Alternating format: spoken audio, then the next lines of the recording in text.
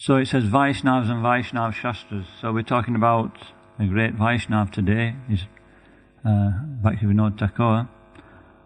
But not everybody will see his mission in this world as the same. At the time he appeared, the British Raj was very prominent. They were ruling the country of India. And how would they see Bhaktivinod Thakur? They would see as a very great servant of the British Raj. Everybody really wanted him in their particular service, in their particular department. Why is that? Because he was so efficient. So efficient. Prabhupada says that, or the scriptures say that Vaishnava is expert at everything he does. Why? Because Krishna's in the heart. When we have Krishna in the heart, then time is not working on this natural, on the same laws as for a materialist. Then there's the general people in India. How would they see Bhaktivinod Thakur? Probably they would see him as a protege of the British school system. At that time, the British wanted to establish their rule, and they wanted to establish their particular culture. Actually, it wasn't really a culture, but the Christianity, so that they could rule the Indians a lot easier. And so they educated the cream of the youth, the intelligentsia of India, and Bhaktivinod Thakur was one of them. And so I'm sure that most people would see as a very upright and educated Indian gentleman. But how would the Vaishnavas see Bhaktivinod Thakur? Actually, he remained covered for much of his time. We'll speak about that later. But they would see him as being the shining light of Vaishnavism, how he actually re-established Vaishnavism as a what's the word? As respectable culture. But we'll just say a little bit about his birth. Srila Satchitananda, I'll be reading from the 7th Goswami and then maybe some comments most of the way through, just about certain aspects of Bhaktivinod Thakur's life. Srila Satchitananda Bhaktivinod Thakur was born on September the 2nd, 1838, on Sunday in the ancient village of Burnagar or Uligram, located in the Nadia district of West Bengal. He was the third son of Ananda Chandra Dutt and Jagat Mohini Devi. It can be said that he was born with a silver spoon in his mouth, as both his mother and father came from illustrious and wealthy families. However, he suffered great miseries and trials throughout his youth. He was given the name of Kurdinath, a name of Lord Shiva, by his father. So this is the Bhagavad Gita says that one who fails in devotional service after a short period of time, then he takes birth in a Brahminical family or in a family which is wealthy. So this is Bhaktivinod Thakur. Obviously Bhaktivinod Thakur is not somebody who's performed devotional service for a short length of time. He's coming from the spiritual world. But this is usually the situation, that a devotee has all necessities of life. He doesn't have to struggle. Anybody who practices devotional service and they take shelter of Krishna, then this becomes very obvious. We may not get everything we want, but we get everything we need without any difficulty. But actually, at the same time, Bhaktivinod Thakur experienced so much difficulty. Vaishnav, he's coming from the spiritual world. He agrees to come and preach on Krishna's behalf, and then so much difficulty. Prabhupada, so much difficulty. But Bhaktivinod Thakur in particular had a lot of difficulty with his birth, with his health. So many different sicknesses came. And also with the family, I think there was 5 or 6 in the family, and most of them died. He says that when he was, his mother's, the family thought generally he was the ugly one in the family. He says that himself in his autobiography. I was considered the ugly one of the family. But my mother said, never mind, let him be ugly so long as he survives. The situation was so difficult at that time. After some time, there was only him and his sister left, actually, out of the whole family. Family lineage. Kedarnath's parents, why does a devotee suffer like that? You would think that they come into this world, they'd ever, okay, we'll look after, as Krishna said, we'll look after you, don't worry, you won't have to suffer like everybody else. Just get in there, do your service and get out. That's what they usually do, isn't it? When a respectable person comes to a difficult situation, they show him, he comes to visit a prison or something like that, they show him round and get out. He doesn't want to stay in that situation. But Krishna sends his most dear servant into the most abominable situations and also gives him some suffering. It seems wrong. So what's the reason?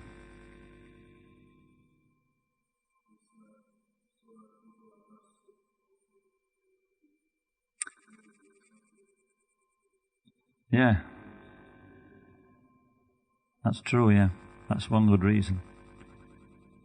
Is it not to purify them? Once he was in Vrindavan and he wanted to see the holy Dham, he hadn't been, and he got this sickness came again, and he prayed to Lord Krishna, please take it away for the time being. You can purify me later, but let me just see all the holy Dham. And Krishna took it away for some time. Then it came back later. But yeah, I was once in Manchester when I first started visiting the temple, and Ranchaw was in charge. And I could see that actually a lot of the devotees who went there, they were just a load of jokers. They acted about, took prasadam and went home. But one of them once said to Ranchaw, it's all right for you with these neck beads on. He says, you can get the benefit. What about us? And Ranchaw said, for the doubting soul, there's neither happiness in this life or the next. And he completely took his breath away, this devotee. He didn't know what to say. And so that's the situation. This is the way people think in this world. It's okay for him. What about me? We're all suffering more than anybody else. We've all got it hard. So the pure devotee comes into this world and goes through everything we have to go through. Just so that we can't have any excuses. Prabhupada came at what age? 69 when he first set off. 70 when he got to America. So who can do that? Nobody can have any excuse for not performing devotional service and preaching. So this is why the devotee suffers. Just so that he can be seen as one of the conditioned souls and nobody has any excuse. A little bit about family lineage. Kedarnath's parental grandmother. Kedarnath's parental grandmother was the daughter of Rai Jagannath Prasad Ghosh, who owned property in the district of Cuttack in the state of Orissa. And then on the other side, Kedarnath's maternal grandfather, an aristocratic landowner, was fabulously wealthy. Bhaktivinod Thakur says, my maternal grandfather had incomparable wealth and great estate. There were hundreds of male and female servants. That is wealthy. But how did he finish up? Later on we'll find out that he finished up with nothing. In his youth, he said that he wasn't interested in playing like anybody else. Young boys like to play, don't they? You can't get them to sit still for 5 minutes. Just like Narada Muni, he says, I was not naughty. And those Bhaktivedantas bestowed all their mercy upon him. So this is the nature of a great soul. That they're not like other children. I was once visiting one situation, and this young lad, he was a devotee of his parents were devotees. I've never seen anything like it. It's really uncanny. He's completely different behaviour to an ordinary person that age. He was probably about 8, 9, maybe 10-year-old at the most. And he was completely quiet and subdued. When he was here in class, he was completely fixed. Everything he did, he was just like a person of 20-year-old. This is what Krishna does. When Krishna appears in this world, he's always ahead of his time.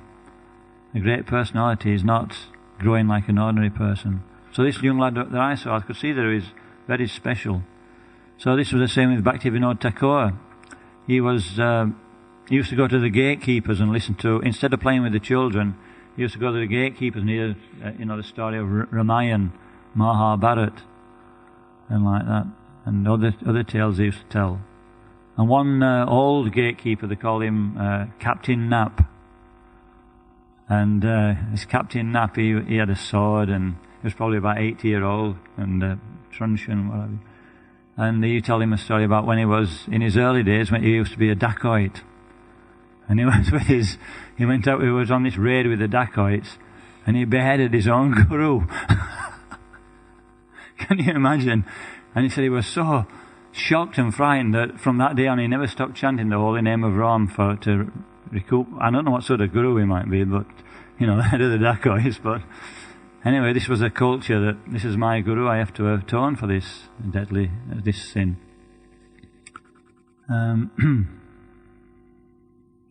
So especially, and then at the age of 12 years old, he was married. And his wife was 5 years old.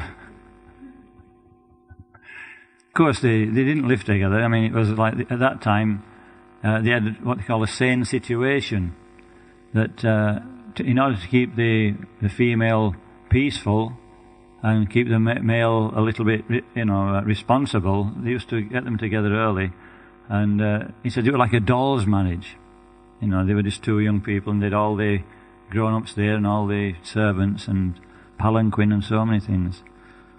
But the philosophy behind that is that the girl knows she's got a husband, and the boy knows that he's got some responsibility. And then after a few years, when they're a little older, then the girl starts serving the husband. And, just in a natural way, goes to the house, cooks for him, and a natural development of relationship develops.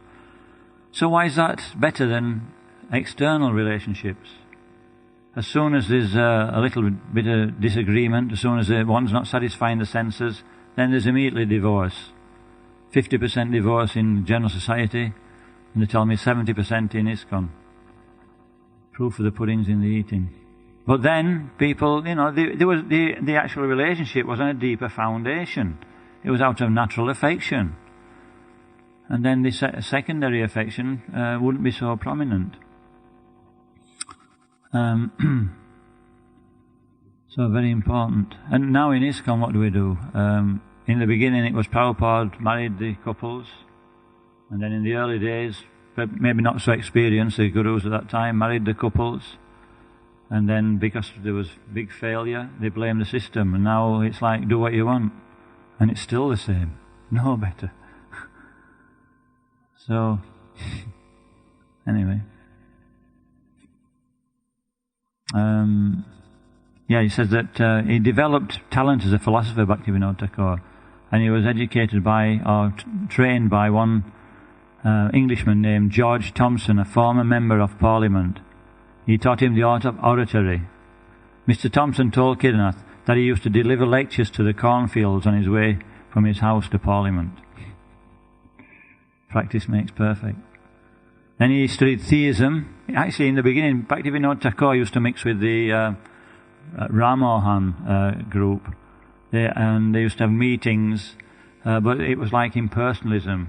He didn't know whether God was a person. He was attracted to theism, actually, but he wasn't sure. Just see how Krishna covers his devotee. And then as time went by, he started to read more, and he started to take an interest in studying the Bible, the Quran, and the works of Parker and Newman. And he actually developed deep faith in Jesus Christ. And this is noted with Bhaktivinod Thakur's preaching that it's Christian orientated. At that time, he was preaching to the intelligentsia, the leading Indians, and also the British Raj, and he was also preaching for the Westerners. He sent the life and precepts of Lord Chaitanya. So it's very easy to read his works actually and relate it to Christianity. He was also very honest. Vaishnava is very honest. Is that right? He doesn't change people up or anything like that. So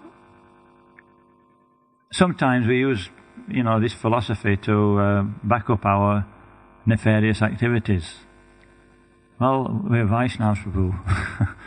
We can do what we want.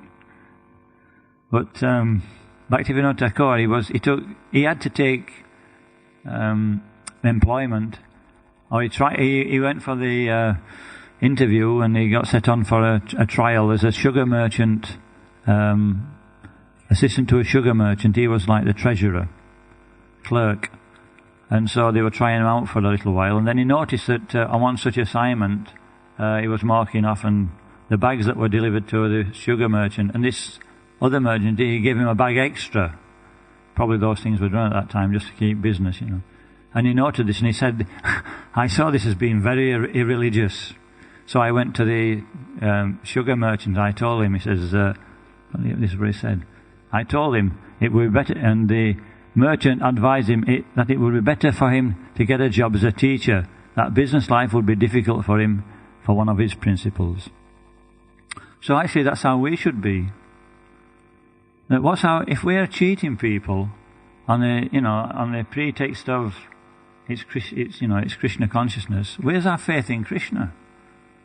Krishna's actually supplying everything for everybody, but he's not supplying it for the Vaishnava. So a devotee shouldn't have to cheat. Bhaktivinod Thakur is a typical example of that.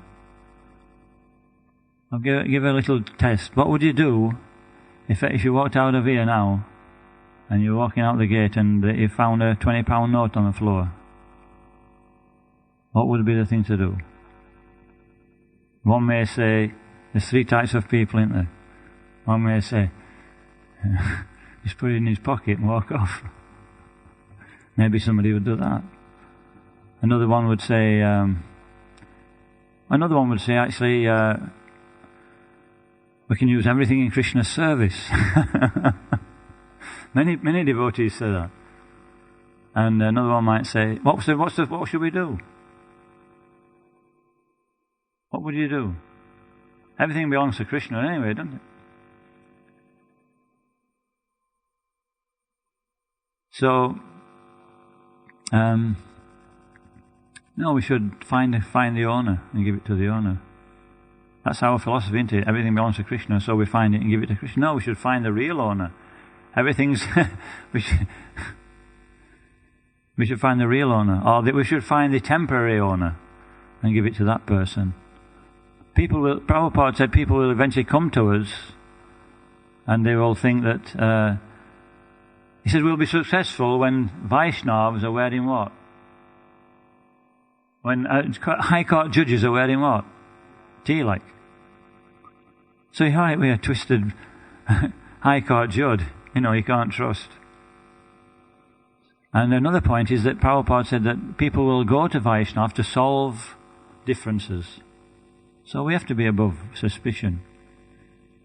I was telling this story at another temple, and one devotee, it was an Indian actually, put his hand up. It was in South Africa. And I said, okay. And he says, I was once walking down the street, and there was a function in this place. And so as I walked down, I saw this little bundle in the corner of the car park. So he went to a little square bundle. So he went into it, opened it up, and there was $10,000 in this wrapper. He says, so I went inside the function. This was the nearest place. I kept it in my pocket, and I was looking around, and the bridegroom was crying her eyes out, and everybody trying to console her. So he went over and he asked, what's the matter?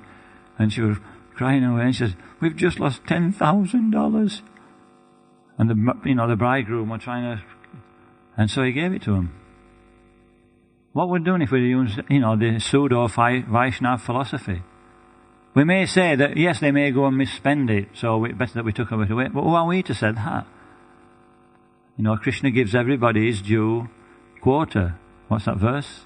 Ishavashamidam sarvam. Everybody's got their quota.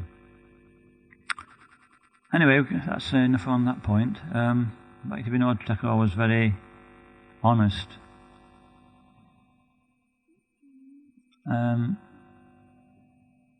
His parental grandfather. This is a rare birth, a rare person. Kedarnath observed the activities and schedule of his grandfather. He kept many cows, and there were plenty of yogurt and ghee always. He always had many animals, peacocks, swans, etc. The elderly gentleman ate nothing at all during the day.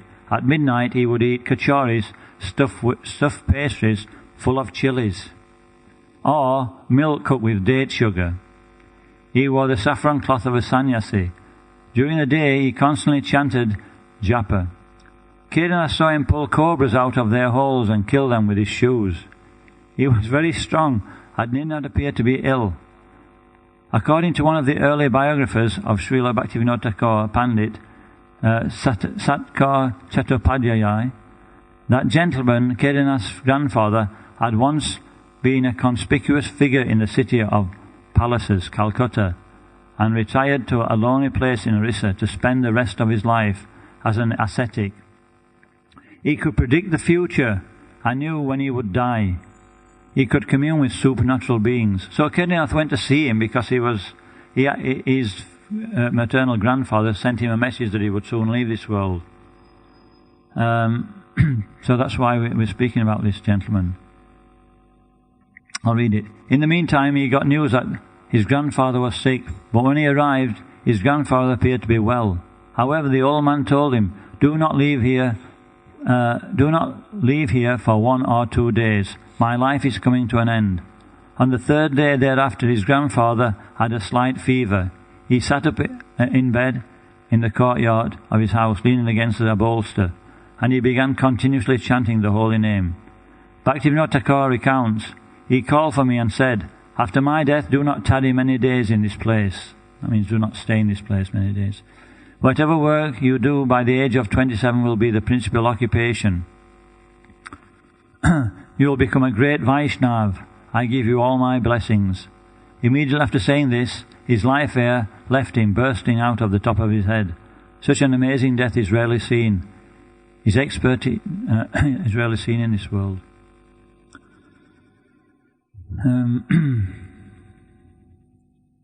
Yes, so there's a little bit about... He was very expert in preaching, actually, Bhaktivinod Thakur. And there was one section in the 7th Goswami which explains how he related Christ's teachings to Vaishnavism. Shall I read that? Yeah? Are you sure? Okay. In the essay called To Love God, published in a journal at Tajpur on August the 25th, 1871, in this short essay, that Thakur analyzes the great commandments of Jesus and compares the precepts of Vaishnavism to it, revealing the further evolution of Christ's teachings promulgated by Sri Chaitanya Mahaprabhu. It was Jesus Christ, who first said, Love God with all thy heart, with all thy mind, with all thy soul, and with all thy strength. It's body, yeah. And love man as thy brother. Jesus Christ of Nazareth received and uttered the words quoted above. To readers who are a little above the scale of ordinary men, these expressions of Jesus' teaching will actually have impact. So Bhaktivinod relates them. I just brought it quickly. He wrote quite a lot about it, actually. He says, Love God with all thy heart, meaning the affections of the heart perceived in all children as opposed to hate. What does he refer that to? He refers that to Shantaras. Then he says, with all his mind, meaning the intellect which knows as opposed to ignorance of good things. He relates that to Shantaras. Shantaras, yeah. With all thy mind, he relates to Dasyaras. And then with all thy heart, he relates to Shantaras. And then you must love God with all your soul is Sakyaras. And then finally, he says that this description of bhakti is in general. Then Jesus proceeded to tell us, you must love man as thy brother. That's Vatsalyaras. And bhakti, love, is thus perceived in the very first development of the man in the shape of the heart, then in the shape of the mind, then in the shape of the soul, and lastly in the shape of will. But there is another sublime truth behind the fact which is revealed to a few that are prepared for it. We mean the spiritual conversion of the soul into a woman, marriage with God of love. The fifth and the highest stage of Vaishnava development is this, which we call Madhurya Ras. So then Bhaktivinod Thakur had to go to Jagannath Puri. He was transferred. He'd been wanting to go there for a while, but they transferred him to different places. All the British commissioners were after, put him in their particular section because he was so efficient. And eventually he got the release to go to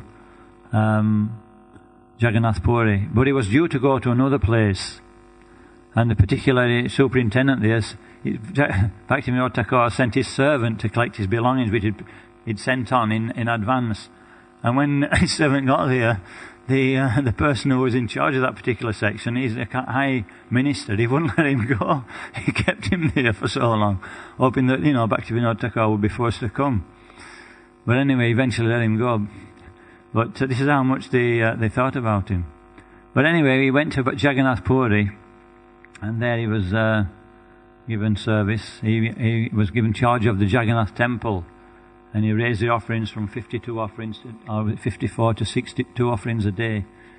And the standards were also raised. And in Jagannath Puri, he says that as soon as he got great spiritual enthusiasm, and he wrote two very famous poems. We know one verse out of each of them. So shall I read the poem?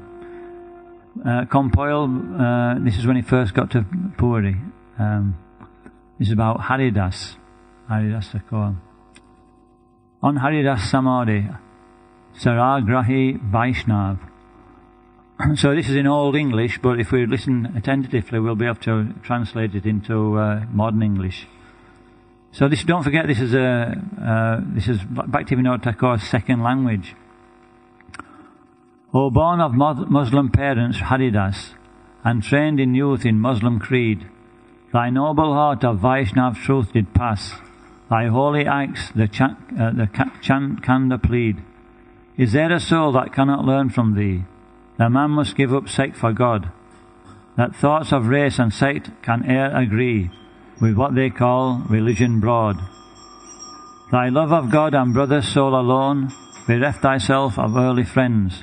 Thy softer feelings oft to kindness prone, led on but thyself for higher ends. I weep to read that Qazis and their men often persecuted thee, alas.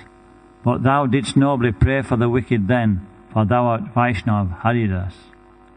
And God is boundless grace to thee, O man, united thee to one who came to save the fallen souls from evil's plan of taking human souls to shame. And he it was who led you all that came for life eternal's holy pure, and gave you rest in heaven's enduring name. The sacred blessings ever sure, the body rests upon the sacred sands of Swargadwar near the sea. Oh, hundreds came to see thee from distant lands, to enjoy a holy thrilling glee. The waters roar and storming winds assail thy ears in vain, Vaishnav soul, the charms of Vrindavan thy heart regale.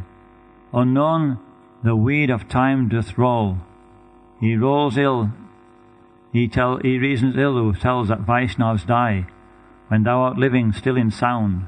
The Vaishnavs die to live, and living try to spread the holy name around. Now let the candid man that seeks to live follow thy way of sure at time, then prosperity sure to him will give, like one sung in a simple rhyme. So it says that what's that one of the qualities of a Vaishnav? Kavi, isn't it? That he's a poet. Also, Prabhupada got that. He got that. What did he get the name? He was called Kavi as well, weren't he? But Prabhupada. When he, what name did Prabhupada get? When he wrote that about his spiritual master, he got Kavi then, didn't he? Or some similar name. Yeah. So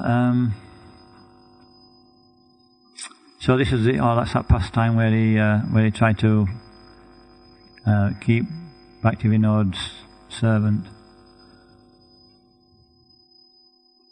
So one major thing about Bhaktivinod Thakur's preaching, which really helped this movement, is that he preached against Apra Sampradayas. Eventually, when he realized that Vaishnavism was the way to go, he started to read all the books, and in no time at all he was very advanced. But he saw that especially in Bengal, there were many asampradayas, apasampradayas they call them.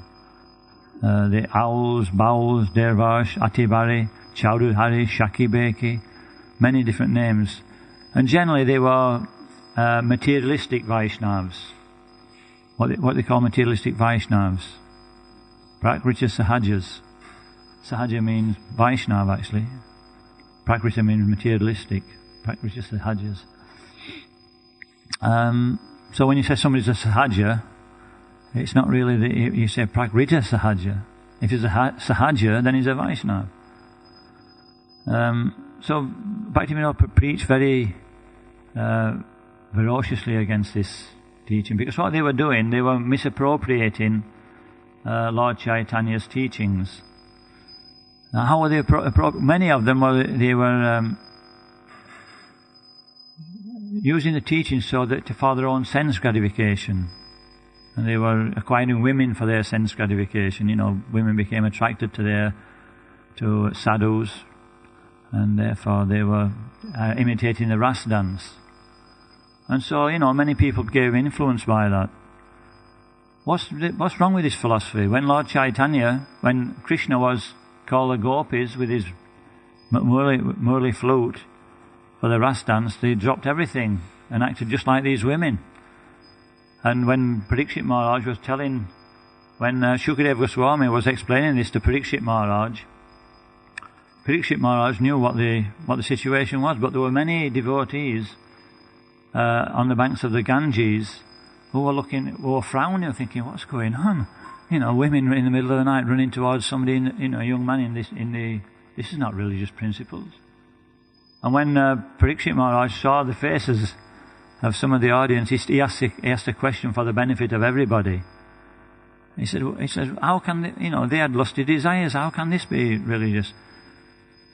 So Shukadeva Goswami said, he called him a fool. He said, he asked this question in the 7th canto. Why are you asking me again? Well, he was asking for the benefit of the audience. And so he related to what the question was. He says that when, in the 7th canto, it was when Shishupal, he was blaspheming Krishna, and then he blasphemed him more than 99 times. Up to 99 times he was safe, but he went over the top, and then Krishna took his head off. And then everybody saw the soul of Shishupal go into the body of Krishna. And Maharaj would say, wow, such a rascal. How did that happen to him? He got liberation. And then in that verse, in verse 7, 130, 31 and 32 in that particular chapter, he explains that if we intently meditate on Krishna, whatever our particular situation, we can obtain Krishna. We can get purified. If we've got lust, we can meditate on Krishna. That's what the gopis did. If we have anger, like Shishupal, we can get Krishna if we really meditate. Kamsa hated Krishna. He was always angry. So it seems like these Prakriti Sahajas have got something which is correct. We can meditate on Krishna in that way. And so many people can be bewildered by that. But I see, Prabhupada writes in the purport to that, we can meditate on Krishna, but what he misses out, he says, then he adds, and giving up all sinful reaction, all sinful activities. Prabhupada makes that point. This is the difference. Otherwise, what will happen? We'll just become more and more lusty. It's only by following the 4 regulative principles that it purifies us. Even a devotee who's listening to the 10th canto of the Srimad Bhagavatam, he should stop listening to it, it's explained, if he feels lusty desires, and wait while he becomes purified. So it's not that a materialistic person without following regulative principles can become purified by hearing about Krishna. Although Prabhupada, he put this into the Krishna book. He put it in such a way that people wouldn't be affected like that. If you read that story, it doesn't attract one's lust. It's in such a way that we can become purified by reading that. So, one such person, they call him Vishakhishen. He was like the Atibaris. The Atibaris, this is how it just shows you how this, how the philosophy gets blown out of proportion and diverted from its original meaning. It says that, I'll read it. Atibari sect of pseudo-Vaishnavas, Atibari Sampradaya, which was started by a person called Jagannath Das. In the beginning, Lord Chaitanya personally ordered Jagannath Das to be a follower of Haridas Thakur. But later, Jagannath Das gave up pure devotional service and took shelter of Mayavad philosophy. Mahaprabhu rejected him, and for this reason he was called Atibari. And from Atibari, then this Vishakhishen was one of the descendants of this misteaching. He claimed to be Mahavishnu. Two of the yogi's associates posed as the Guna avatars, Brahma and Shiva. Living in the jungle not far from Bhubaneswar, he established a temple using funds that certain of the intimidated kings of Orissa had sent at his request. So this is the story of Vishakhishen. Upon the arrival of the Thakur, the yogi rose from his throne. What happened is that he was a magistrate for that area, and because he was one of these practices Hajas, he was attracting women for his enjoyment, but also he was attracting women from the higher classes of society, and this was really disturbing the British. And he also said that when at some point I will dethrone the British from the rule of India, and I also will dethrone the King of England. And so they pointed to Bhaktivinod Thakur to actually take care of this.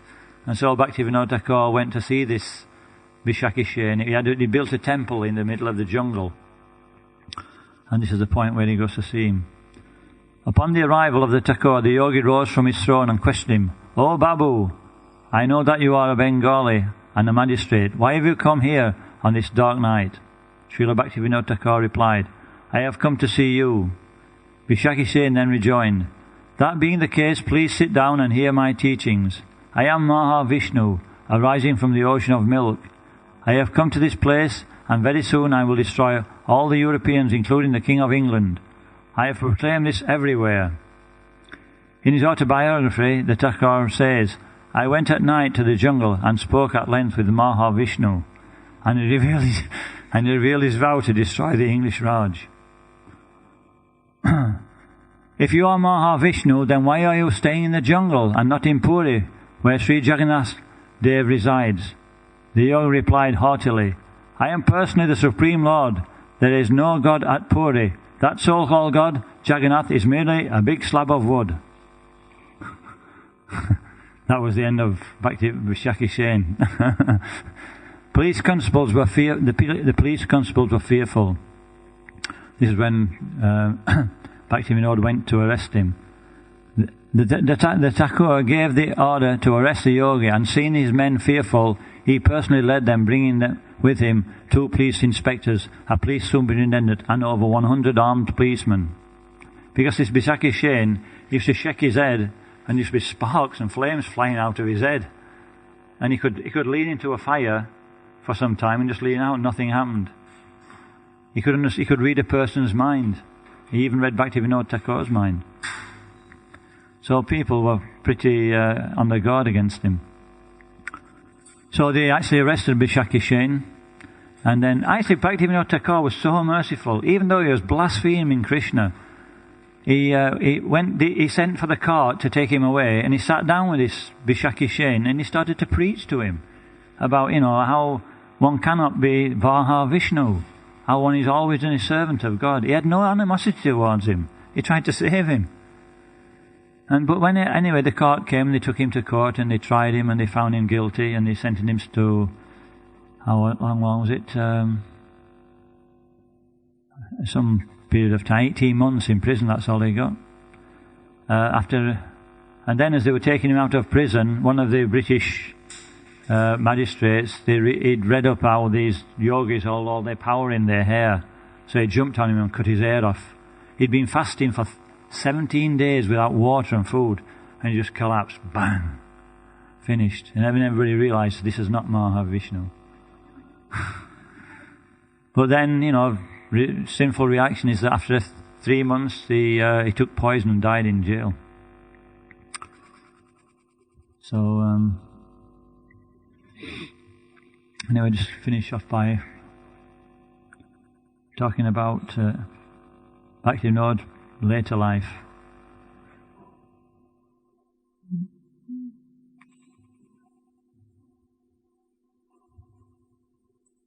So in 1891 to 92, that's when he got 2 years freedom from his service with the British Raj, and he started preaching in West Bengal. He started over 500 Namhatas. Then he retired in 1894, and then he took Babaji Vesh.